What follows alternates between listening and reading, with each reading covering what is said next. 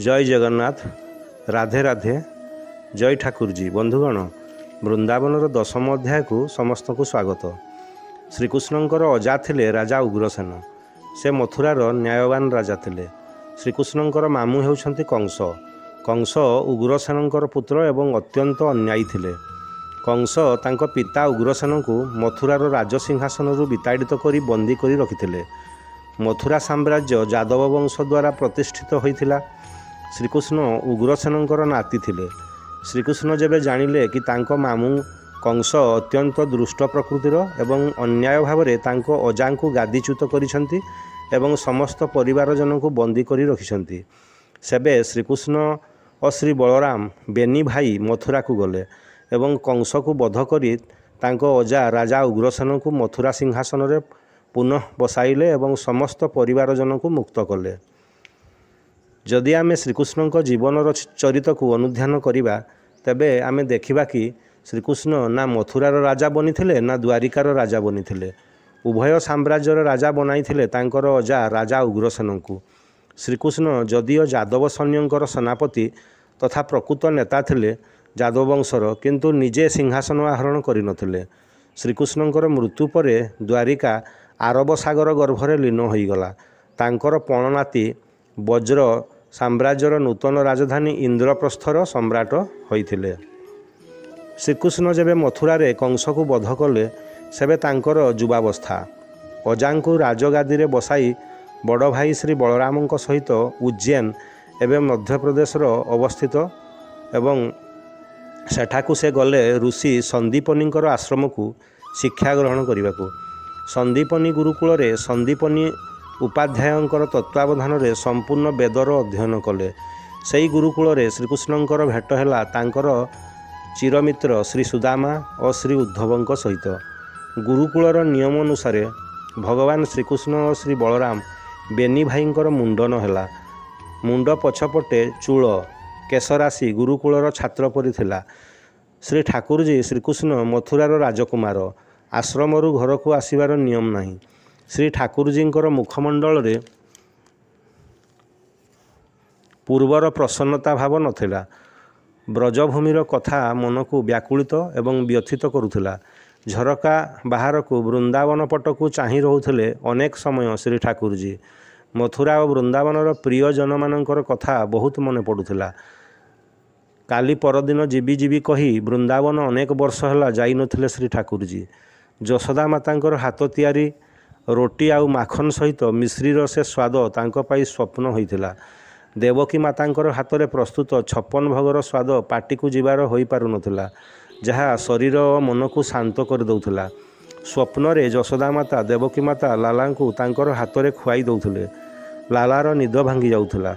मातृवात्सल्य Premiere विरह वेदना रे श्री ठाकुर जी राति राति अपलक नयन रे दूर दिग्बल रे उद्भासित चंद्र को चाहि रहुथिले। श्री ठाकुर जींकर अवस्था देखि श्री बलराम व्यस्त हो पड़ुथिले एवं श्री ठाकुर जी को कुंडाई पकाई सांत्वना देउथिले। गुरुकुल को जीवा पूर्व मथुरा रे श्रीकृष्ण थिबा समय रे मध्य थरुटिए मध्य वृंदावन जाई पारि नथिले नंदलाला।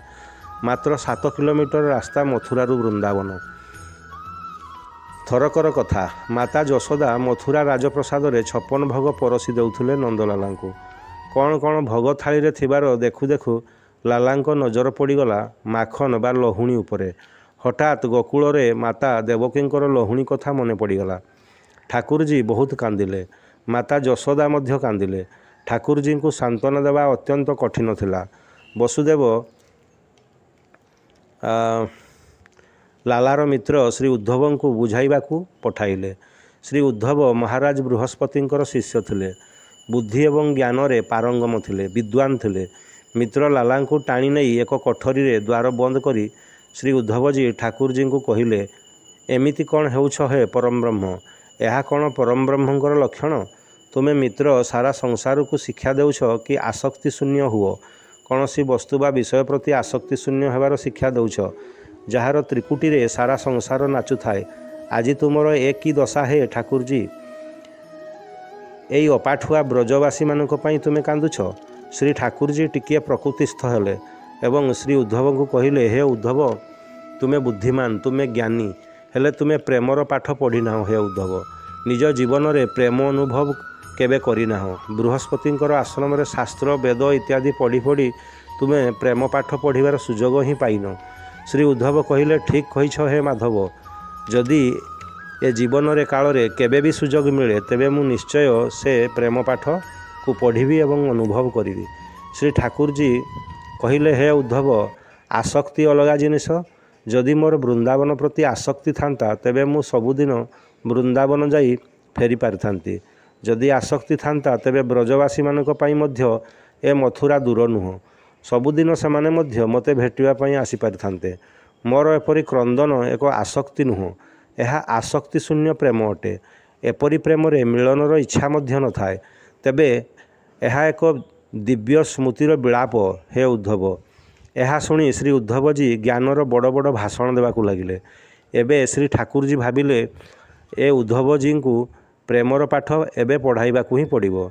श्री उद्धव को पाखक डाकी कहिले, हे उद्धव, मते जो ज्ञानर बड़ बड़ कथा कही बुझाउछ ब्रजवासी को ए सबू कही तुमे बुझाई दे पारिबो। श्री उद्धव कहिले, हे ठाकुर जी, मु ए अपाठुआ ब्रजवासी को एपरी बुझाई देबी जे सेमाने आपण को आउ खोजिबे नहीं, संपूर्ण पासरी जीवे आपण को। यह शुणी ठाकुर जी कहिले, ठीक अछि, तेबे तुमे वृंदावन ब्रजवासी पाखक जीवार प्रस्तुति कर एवं शुण, मोर एई मुकुटरे शोभा पाउथबा मयूरचूल नियो, मोर ए बेकरे पड़िथिबा उत्तरीयटी नियो। मु जेपरी केश श्रृंगार करे तुमे मध्य सेपरी केश श्रृंगार करी ब्रजभूमि को बाहरी पड़। उद्धव कहिले, हे माधव, मु तो निश्चय जीवी, हेले ए सबु धारण करिवार उद्देश्य कौन? श्री ठाकुर जी कहिले, तुमे जदि ए सबु धारण न कर तेबे ब्रजवासी माने तुम आड़कू चाहिए कि नहीं संदेह। तेणु मो कथा मान, ए सबु धारण करी रथ चढ़ी वृंदावन जाओ। तेबे उद्धव, तुमे केबे फेरिबो? श्री उद्धव कहिले, मित्र, मु संध्या सुधा निश्चय फेरी आसबि। बंधुगण जानिछंती सेदिन श्री उद्धव जो गले जे गले 6 मास परे मथुरा को फेरिले। श्री उद्धव तो भूली गले जे से वृंदावन रे 6 मास केबे बिताई देले। ए विषय वस्तुटी को उद्धव गपी संवाद बोली कहा जाए। ए उद्धव गपी संवाद प्रेमर चरम गति एवं स्थितिर संवाद अटे। आसंतु जानिबा ए उद्धव गपी संवादटी कौन। जेबेठारु श्री ठाकुर जी वृंदावन छाड़ी गले सेबेठारु ब्रजवासी तांको राजा तांको राहा देखी देखी रास्ता कड़े बसी तांको अपेक्षा करुथुले। हमारो कन्हैया आ रहगो, हमारो लाला आ रहगो। सकाळु दीपहर, दीपहरु संध्या, संध्यारु रात्रि एमिति बीती चली थाए। कांदी कांदी ब्रजवासी नंदभवन जाउथले एवं जशोदा को डाकी कहूथले, जशोदा, तेरो लाला आज नहीं आयो, परस की कहे को गयो, अभी तक नहीं आयो। प्रतिदिन ए थिला ब्रजवासींकर काम। श्री ठाकुर जी को अपेक्षा करी पुणी घर को लेउटी जिबा। अपेक्षा थिला असीम, हेले केही मथुरा जाऊ नथिले। जदिओ वृंदावनरू मथुरा मात्र 7 किलोमीटर रास्ता। बंधुगण, आपण भाबुथिबे ए की प्रकार प्रेम। श्री ठाकुर जी वृंदावन आसु नथिबे आउ ब्रजवासी प्रतिदिन अपेक्षा करी लुह ढाळुथिबे।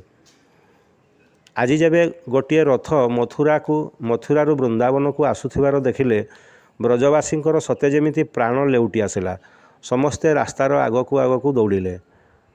हमारो लाला आ गयो, हमारो कन्हैया आ गयो, हमारो मधुसूदन आ गयो। समस्ते पार्टी करी आगकू दौड़िले। किए कहिला मु आग लाला को देखी नेबी, किए कहूथा मु मो लाला को हृदय रे कोलई नेबी।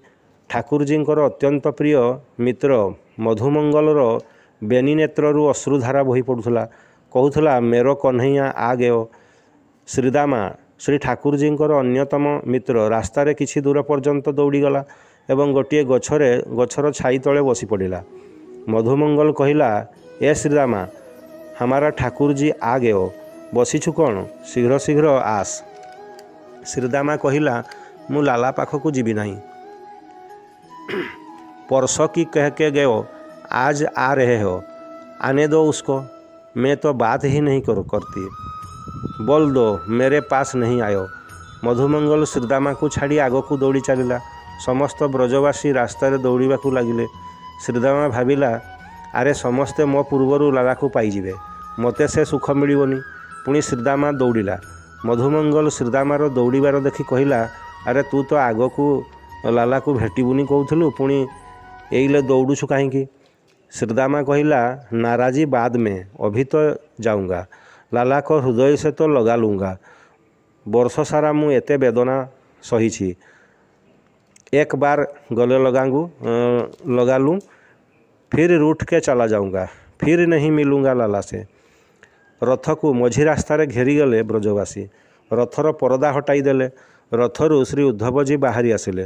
ବ୍ରଜବାସୀ ଉଦ୍ଧବଙ୍କୁ ଅଣଦେଖା କରି ରଥର ଭିତରକୁ ଚାହିଁ ରହିଲେ।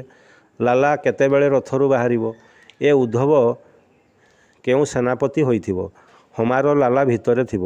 ଶ୍ରୀ ଉଦ୍ଧବଜୀ ସମସ୍ତଙ୍କୁ ଜୟ ଶ୍ରୀକୃଷ୍ଣ କହି ଚାଲିଥିଲେ, ହେଲେ କେହି ତାଙ୍କ କଥା ଶୁଣିବାକୁ ନାରାଜ। ମଧୁମଙ୍ଗଲ କହିଲେ, ଆପଣ ଟିକିଏ ହଟିଯାଆନ୍ତୁ, ରଥ ଭିତରୁ ହମାର ଲାଲାକୁ ଶୀଘ୍ର ବାହାରକୁ ଆଣନ୍ତୁ। ଉଦ୍ଧବ କହିଲେ, ରଥରେ ଆଉ କେହି ନାହାନ୍ତି, ମୁଁ ହିଁ ଏକୁଟିଆ ଆସିଛି। ମୁଁ କୃଷ୍ଣଙ୍କର ସଖା, ମୋର ନାମ ଶ୍ରୀ ଉଦ୍ଧବ। ଶ୍ରୀକୃଷ୍ଣ ଆପଣମାନଙ୍କୁ ବହୁତ ସ୍ମରଣ କରୁଛନ୍ତି, ତେଣୁ ଶ୍ରୀକୃଷ୍ଣ ମୋ ଦ୍ୱାରା ଆପଣ ସମସ୍ତଙ୍କ ପାଇଁ ଚିଠି ପଠାଇଛନ୍ତି, ସ୍ମୃତିପତ୍ର ପଠାଇଛନ୍ତି। ଏହା ଯେମିତି ଶୁଣିଛନ୍ତି ବ୍ରଜବାସୀ, ଶ୍ରୀକୃଷ୍ଣ ସ୍ମୃତିପତ୍ର ପଠାଇଛନ୍ତି ଏବଂ କହୁଛନ୍ତି ବାରେ କହ୍ନୈୟା ବାହ मान गए तेरो प्रेम को, वर्षों तक आयो नहीं, परसों तक आओगे, वादा करके गए, अब हमारे याद आया तो एक सखा को भेज दियो। पुणी स्मृतिपत्र सहित ए उद्धव को आमे ब्रजवासी कौन कहिबा? मधुमंगल और सुदामा लथ किना रास्ता उपरे बसी पड़िले। उद्धव कहिले, क्षमा करिब ब्रजवासी, मोर समय नहीं, ମୁଁ ଶୀଘ୍ରତାରେ ଅଛି। ଆପଣମାନେ ଦୟାକରି କହିବେ କି ନନ୍ଦରାଣୀ ଯଶୋଦାଙ୍କର ଘର କେଉଁଠି? ମଧୁମଙ୍ଗଲ ଚିଡ଼ି ଉଠିଲା, କହିଲା, ଏ ନଦୀ ଦେଖୁଛନ୍ତି, ଏହାର କୂଳେ କୂଳେ ଚାଲିଯାଅ। ଏ ନଦୀ ଯେଉଁଠାରୁ ବାହାରିଛି ସେଇଟା ହେଉଛି ନନ୍ଦରାଣୀ ଯଶୋଦାଙ୍କର ଠିକଣା। ଶ୍ରୀ ସୁଦାମା ବୁଝିପାରିଲେନି, ନଦୀର ଆରମ୍ଭ ପୁଣି ଘରଠାରୁ କେମିତି ସମ୍ଭବ? ନଦୀ ତ ପାହାଡ଼ ଝରଣାରୁ ବାହାରିଥାଏ, ଏ କେମିତି ନଦୀ ଯାହା ଘରୁ ବାହାରିଛି? ମଧୁମଙ୍ଗଲ କହିଲା, ଉଦ୍ଧବ ତୁମେ ବୁଝିପାରିବନି। ସବୁଦିନ ଶ୍ରୀକୃଷ୍ଣଙ୍କ ବିରହରେ ବ୍ରଜର ଗୋପୀଗଣ ନନ୍ଦରାଜା ଯଶୋଦା ମାତା ଶ୍ରୀକୃଷ୍ଣଙ୍କ ଲୀଳାକୁ ସ୍ମରଣ କରି କରି କ୍ରନ୍ଦନ କରି କରି ଆଖିରୁ ଲୋତକର ଧାରା ବୁହାଇଥାନ୍ତି। ଉଦ୍ଧବ ତୁମେ ଜାଣି ରଖ, ବର୍ଷ ବର୍ଷ ଧରି ଏହା ଜାରି ଅଛି ଏବଂ ଆଖିର ଲୁହରେ ଏହି ନଦୀର ଜଳ ମିଶିଯାଇ ବହୁଅଛି।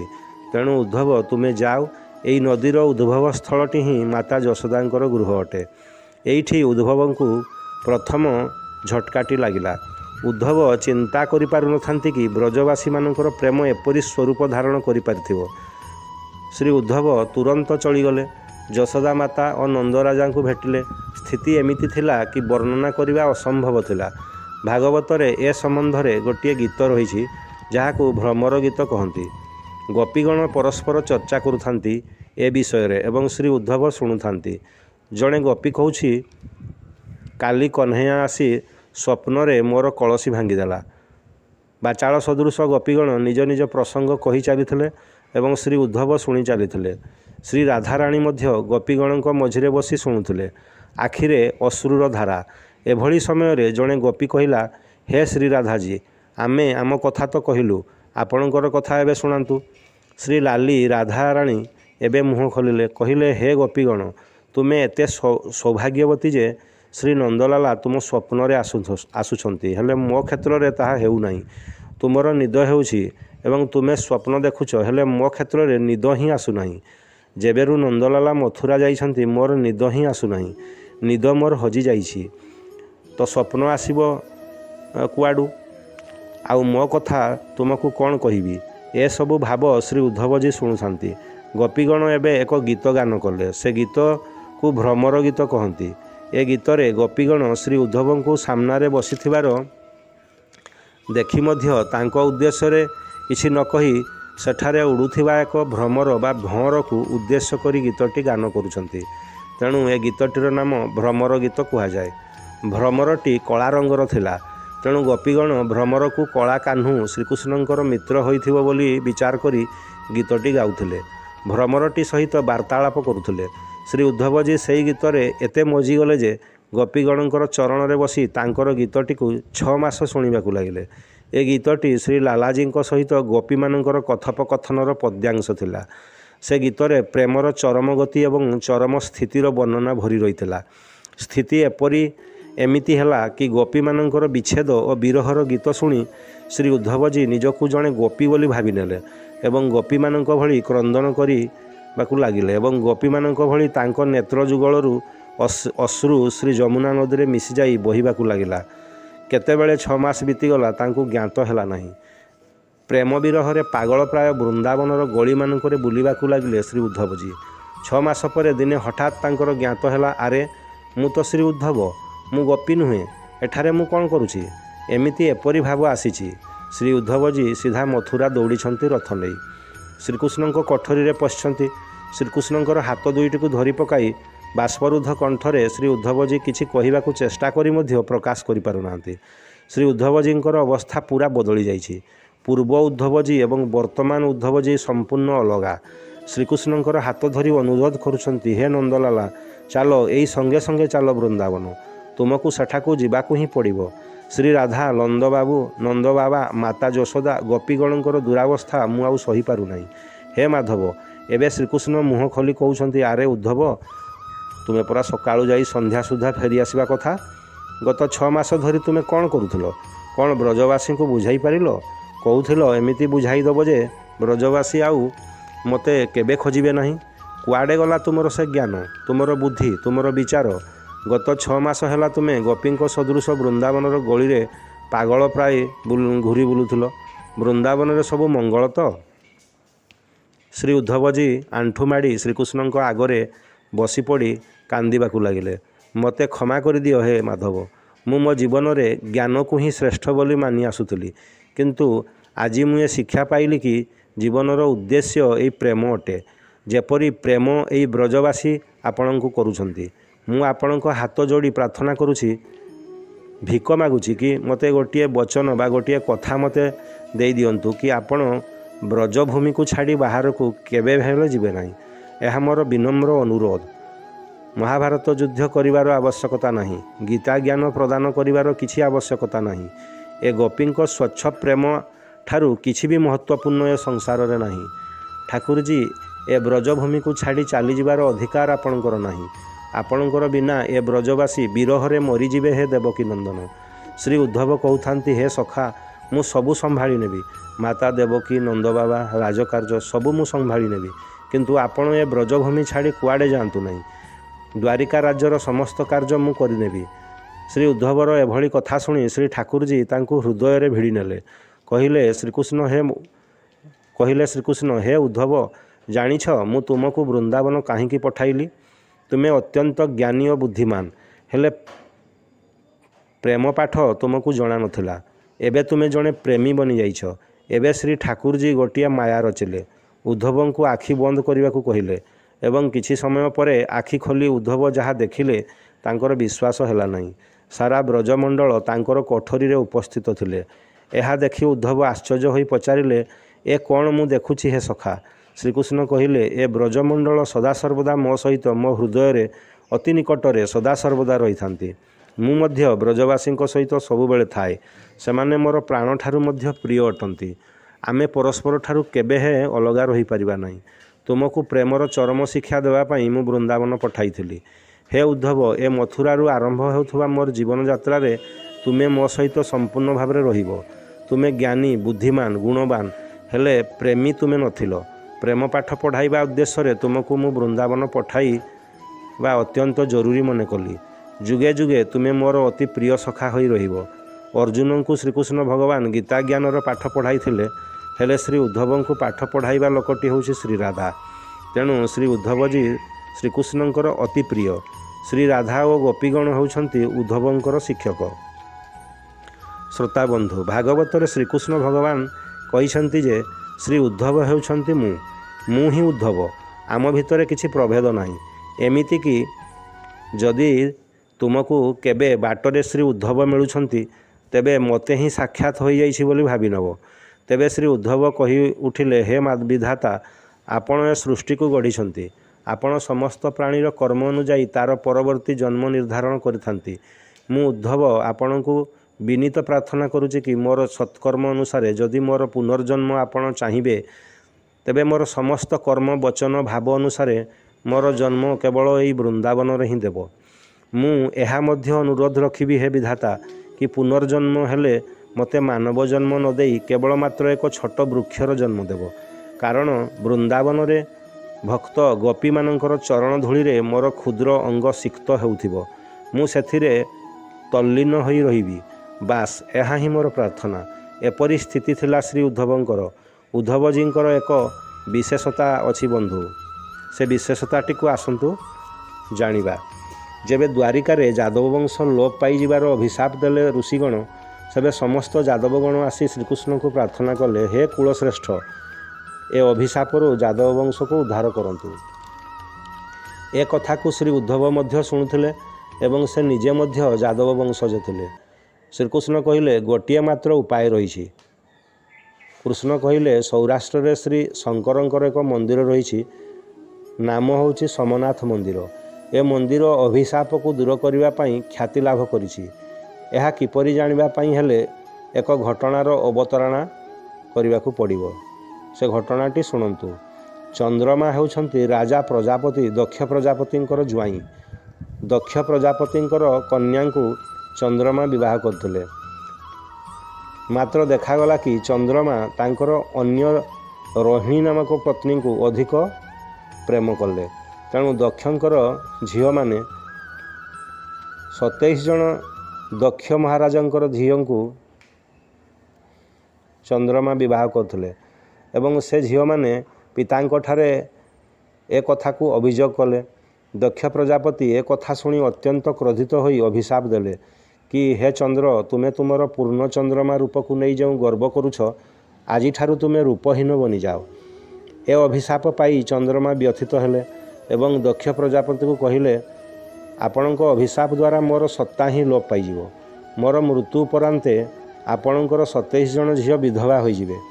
ଏ କଥା ଶୁଣି ଦକ୍ଷ ପ୍ରଜାପତି ଚିନ୍ତିତ ହେଲେ। କ୍ରୋଧବଶତଃ ଏସବୁ ହେଲା। ଏପରି ସ୍ଥିତିରୁ ମୁକ୍ତି ପାଇବା ପାଇଁ ଚନ୍ଦ୍ରମା ଆସି ସୌରାଷ୍ଟ୍ର, ଏବେକାର ଗୁଜରାଟର କାଥିଆୱାଡ଼ଠାରେ ଆରବ ସାଗର କୂଳରେ ମହାଦେବଙ୍କର ଆରାଧନା କରିବାକୁ ଲାଗିଲେ। ମହାଦେବ ପ୍ରକଟ ହେଲେ। ତାଙ୍କ ଆଶୀର୍ବାଦରୁ ଚନ୍ଦ୍ରମାକୁ 15 ଦିନର ପୂର୍ଣ୍ଣିମା ଏବଂ 15 ଦିନର ଅମାବାସ୍ୟା ସମୟ ଦେଇ ଗତି କରିବାକୁ ପଡ଼େ। 15 ଦିନ ଧରି ଚନ୍ଦ୍ରମାଙ୍କର ରୂପର ବିଘଟନ ହୁଏ, ପୁଣି 15 ଦିନରେ ପୂର୍ଣ୍ଣଚନ୍ଦ୍ର ପ୍ରାପ୍ତ ହୁଅନ୍ତି। ଏ କଥା ଯଦୁବଂଶଙ୍କୁ ଶ୍ରୀକୃଷ୍ଣ ବୁଝାଇଲେ। ନାବର ବ୍ୟବସ୍ଥା କର, ସୋମନାଥ ସମସ୍ତେ ଚାଲ। ଦ୍ୱାରିକାରୁ ସମସ୍ତ ଯଦୁବଂଶଜ ସୌରାଷ୍ଟ୍ର ଯାଇ ମହାଦେବ ସୋମନାଥଙ୍କୁ ଆରାଧନା କରିବା। ଦାନ ଯଜ୍ଞାଦି କରିଲେ ଏ ଅଭିଶାପରୁ ଆମେ ମୁକ୍ତ ହେବା। ଏ କଥା ଯଦୁବଂଶଜଙ୍କ ମନକୁ ପାଇଲା। ଜୟ ଶ୍ରୀକୃଷ୍ଣ ଜୟ, ଏପରି ଜୟଗାନ କରି ନୃତ୍ୟ କରିବାକୁ ଲାଗିଲେ ଯଦୁବଂଶ। ଅଳ୍ପ ଦୂରରେ ବସି ଶ୍ରୀ ଉଦ୍ଧବ ଶ୍ରୀକୃଷ୍ଣଙ୍କର ଏ କଥା ଶୁଣୁଥିଲେ ଏବଂ ତୀର୍ଯ୍ୟକ ଭାବରେ ପ୍ରଭୁଙ୍କୁ ଚାହିଁ ରହିଥିଲେ। ଶ୍ରୀ ଉଦ୍ଧବଙ୍କର ଏପରି ଠାଣି ଦେଖି ଶ୍ରୀକୃଷ୍ଣ ଅଳ୍ପ ହସିଦେଲେ ଏବଂ କାହିଁକି ଏଭଳି ଚାହିଁଛ ଉଦ୍ଧବଙ୍କୁ ପଚାରିଲେ। ସମସ୍ତେ ଯଦୁବଂଶଜମାନେ ଚାଲିଗଲା ପରେ ଶ୍ରୀ ଉଦ୍ଧବଜୀ ମୁହଁ ଖୋଲିଲେ। ହେ ମାଧବ, ମୁଁ ଜୀବନରେ ଆପଣଙ୍କ ଭଳି ଚତୁର ମନୁଷ୍ୟ ଦେଖିନାହିଁ। ବିଦ୍ୱାନ ଶ୍ରୀ ଉଦ୍ଧବ କହିଲେ, ସଖା, ମୋ ବିଦ୍ୟା କହୁଛି, ଅଭିଶାପ, ପାତକ ଦୋଷ, ମୋକ୍ଷପ୍ରାପ୍ତି, ପାପ ପୁଣ୍ୟ ଦେବା ଏସବୁ ବ୍ରହ୍ମାଙ୍କ ଦ୍ୱାରା ସୃଷ୍ଟି ହୋଇଥିବା ପୃଥିବୀରେ ହିଁ ହୋଇଥାଏ। ମାତ୍ର ଏ ଦ୍ୱାରିକା ବ୍ରହ୍ମଦେବ ବନାଇ ନାହାନ୍ତି। ଏହା ସ୍ୱୟଂ ବିଶ୍ୱକର୍ମାଙ୍କ ଦ୍ୱାରା ନିର୍ମିତ। ତେଣୁ ଏ ଦ୍ୱାରିକାରେ କାହାକୁ ଅଭିଶାପ ଲାଗିବ ନାହିଁ। ଏ କଥା ଶ୍ରୀ ଉଦ୍ଧବଙ୍କ ମୁଖରୁ ସରୁ ନ ସରୁଣୁ ଶ୍ରୀକୃଷ୍ଣ ତାଙ୍କ ହାତରେ ଶ୍ରୀ ଉଦ୍ଧବଙ୍କର ମୁଖକୁ ଚାପି ଧରିଲେ। କହିଲେ, ଚୁପ୍ କର, ଶାନ୍ତ ହୋଇଯାଅ। ଏ ଗୁପ୍ତ କଥା ଏହିଠାରୁ ବାହାରକୁ ଯିବା ଅନୁଚିତ। ଏ କଥା ଶୁଣି ଶ୍ରୀ ଉଦ୍ଧବ ଚକିତ ହେଲେ। କହିଲେ, ହେ ମୁରଲୀଧର, ଏପରି କାହିଁକି କରୁଛନ୍ତି? ଏ ଯଦୁବଂଶଜମାନେ ଯେମିତି ସୌରାଷ୍ଟ୍ରରେ ମାଟିରେ ପାଦ ଦେଇଦେବେ, ସମସ୍ତଙ୍କଠାରେ ସେ ଋଷିଙ୍କର ଅଭିଶାପ ଲାଗିଯିବ। ଏପର୍ଯ୍ୟନ୍ତ କାହାକୁ ସେ ଅଭିଶାପ ଲାଗିନାହିଁ। ଆପଣ ଜବରଦସ୍ତି ଯଦୁବଂଶଜଙ୍କୁ ସେ ଅଭିଶାପ ଲଗାଇବା ପାଇଁ ବ୍ୟାକୁଳିତ କାହିଁକି, ହେ ବଂଶୀଧରି? ଏହା ଶୁଣି ଶ୍ରୀକୃଷ୍ଣ ଶ୍ରୀ ଉଦ୍ଧବଙ୍କର ଜ୍ଞାନକୁ ପ୍ରଶଂସା କଲେ ଏବଂ ତୁମେ ସବୁ ଜାଣିଛ ହେ ଉଦ୍ଧବ, ତେଣୁ ତୁମେ ମୋର ଅତ୍ୟନ୍ତ ପ୍ରିୟ ଅଟ। ଏପରି କରିବାର କାରଣ ହେଉଛି ଏ ଯଦୁବଂଶୀଙ୍କର ଅହଙ୍କାର। ଏମାନେ ନିଜର ବଳ, ବୀର୍ଯ୍ୟ, ସ୍ୱାଚ୍ଛନ୍ଦ, ଭାଗ୍ୟକୁ ନେଇ ପ୍ରବଳ ଭାବରେ ଅହଙ୍କାରୀ। ମୁଁ ସବୁ ସହିପାରିବି, ହେଲେ ଅହଙ୍କାର ସହିପାରିବି ନାହିଁ। ମୁଁ ଶ୍ରୀକୃଷ୍ଣ ଭଗବାନ ସେମାନଙ୍କର ଯଦୁ ବଂଶରେ ଜନ୍ମ ନେଇଥିବାର ଅହଙ୍କାର ସେମାନଙ୍କଠାରେ ପ୍ରବଳ ରହିଛି। ଉଦ୍ଧବ, ଯଦି ମୁଁ ମୋ ଲୀଳା ସମାପ୍ତ କରି ଫେରିଯିବି ଏବଂ ଏମାନଙ୍କୁ ପୃଥିବୀରେ ଛାଡ଼ି ଦେଇଯିବି, ତେବେ ପୃଥିବୀ ମାତା ଏମାନଙ୍କର ଅହଙ୍କାର ଏବଂ ତତ୍ଜନିତ କୁକର୍ମକୁ ସହିପାରିବେ ନାହିଁ। ତେଣୁ ଏହା ମୋର ପରମ କର୍ତ୍ତବ୍ୟ ଯେ ପୃଥିବୀ ଅହଙ୍କାରୀ ରହିତ ହେଉ, ଧର୍ମର ପ୍ରତିଷ୍ଠା ହେଉ। ତେଣୁ ମୁଁ ମୋ ସହିତ ସମସ୍ତ ଯଦୁକୁଳଙ୍କୁ ଏ ପୃଥିବୀ ପୃଷ୍ଠରେ ରଖାଇ ଦେବି ନାହିଁ। ଏ କଥା ଶୁଣି ଉଦ୍ଧବଙ୍କର ହୋସ ଉଡ଼ିଗଲା। ଶ୍ରୀକୃଷ୍ଣ ପୁଣି କହିଲେ, ହେ ଉଦ୍ଧବ, ତୁମ ବ୍ୟତୀତ ସମସ୍ତ ଯଦୁକୁଳ ଏବଂ ମୁଁ ସୌରାଷ୍ଟ୍ର ଯିବୁ। ତୁମ ବ୍ୟତୀତ ମୋ ମୃତ୍ୟୁ ପରେ ସମସ୍ତ ଯଦୁକୁଳ ଧ୍ୱଂସ ହୋଇଯିବ। ପରସ୍ପର ମଧ୍ୟରେ ଝଗଡ଼ା ଲାଗି ଯଦୁକୁଳ ଧ୍ୱଂସ ହୋଇଯିବ। ଏକା ତୁମେ ଜୀବିତ ରହିବ। ମୋର ପ୍ରିୟ ସଖା ହେ ଉଦ୍ଧବ, ଏଇ ନିଅ ମୋର ପାଦୁକା ଯୁଗଳ ନିଅ। ତୁମେ ମୋର ସବୁଠାରୁ ପ୍ରିୟ ମିତ୍ର ଅଟ। ମୁଁ ତୁମକୁ ଗୋଟିଏ ବହୁତ ବଡ଼ ଦାୟିତ୍ୱ ଦେଇ ଯାଉଛି। ସେ ଦାୟିତ୍ୱଟି ହେଲା, ମୋର ମୃତ୍ୟୁ ପରେ କଳିଯୁଗର ଆଗମନ ହୋଇଯିବ। ଭାଗବତର ଭକ୍ତିର ପ୍ରଚାର ପାଇଁ ତୁମକୁ ବଦ୍ରିନାଥ ଯିବାକୁ ପଡ଼ିବ। ସେଠାରେ ଶ୍ରୀ ନାରଦ ମୁନିଙ୍କ ସହାୟତାରେ ମୁନି ବେଦବ୍ୟାସଙ୍କ ଦ୍ୱାରା ଭାଗବତ ଗ୍ରନ୍ଥର ରଚନା କରାଇବ। ଏହି ଗ୍ରନ୍ଥର ସହାୟତାରେ କଳିଯୁଗରେ ଭକ୍ତିର ପ୍ରଚାର ପ୍ରସାର ସମ୍ଭବ ହୋଇପାରିବ। କଳିଯୁଗରେ ମାନବ କଲ୍ୟାଣ ହୋଇପାରିବ। ତେଣୁ ହେ ବନ୍ଧୁଗଣ, ଶ୍ରୀକୃଷ୍ଣ ଏମିତି ଏକ ଚରିତ୍ର ଥିଲେ ଯାହାଙ୍କୁ ସ୍ୱୟଂ ଭଗବାନର ଆଖ୍ୟା ଦେଇଛି ଏ ସନାତନ ଧର୍ମ। ତାଙ୍କର ଗୀତା ଜ୍ଞାନ, ଭକ୍ତି, ପ୍ରେମ, ତ୍ୟାଗ, କେତେ କ'ଣ ସବୁ ଦିବ୍ୟ ଗୁଣ ଆଜି ମଣିଷ ବଞ୍ଚିଛି, ଉପଜୀବ୍ୟ କରି ବଞ୍ଚିଛି ତାଙ୍କର ସବୁ ଗୁଣକୁ। ତାଙ୍କ ପରି ବ୍ୟକ୍ତିତ୍ୱଙ୍କ ପାଖରେ ଅତି ପ୍ରିୟ ଜ୍ଞାନୀ ସଖା ଶ୍ରୀ ଉଦ୍ଧବଙ୍କର କଥା ଏବଂ କର୍ମ ପାଇଁ ଆମେ ଆଜି ଭାଗବତ ଗ୍ରନ୍ଥଟିଏ ପାଇଛୁ। ଆଶା ଆପଣମାନେ ବୃନ୍ଦାବନର ଏହି 10ମ ଅଧ୍ୟାୟକୁ ଢେର କିଛି ଶିକ୍ଷା କରିନେବେ। ଜୟ ଜଗନ୍ନାଥ, ଜୟ ବାଙ୍କେ ବିହାରୀ, ରାଧେ ରାଧେ।